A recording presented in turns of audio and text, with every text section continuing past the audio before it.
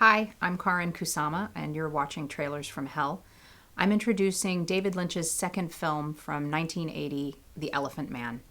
I saw this film in the theaters with my parents and was moved beyond words by it, and when I watch it again, I'm still moved beyond words. Don't be frightened, he won't hurt you. Few films really have affected me emotionally time and time again the way The Elephant Man has. It's an incredibly restrained, disciplined piece of filmmaking, a harrowing story, a true life story about a horribly disfigured man named John Merrick living in turn-of-the-century England, who is rescued from a very doomed life of circus freak shows by a doctor named Frederick Treves, who in the film is played wonderfully by Anthony Hopkins.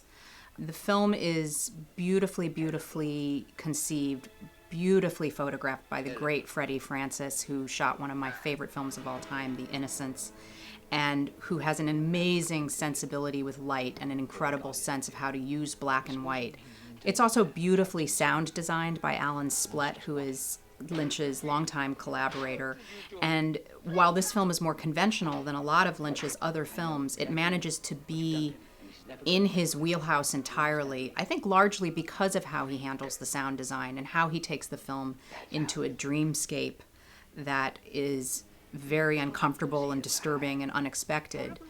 The emotional qualities of the story and the sensitivity that is revealed in John Merrick's character as we get to know him, we initially think he's both mute and illiterate and an animal to a degree.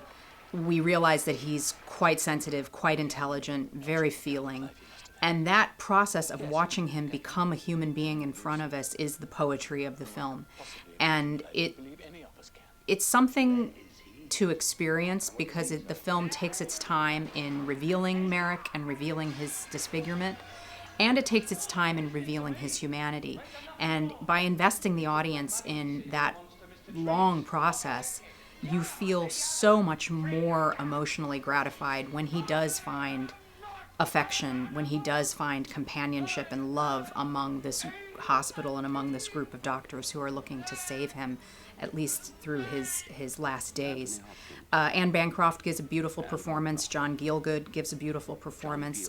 Wendy Hiller, I think, is especially wonderful in the film. But it's John Hurt's performance that grounds everything in the pathos that makes the film so deeply tragic and deeply emotional.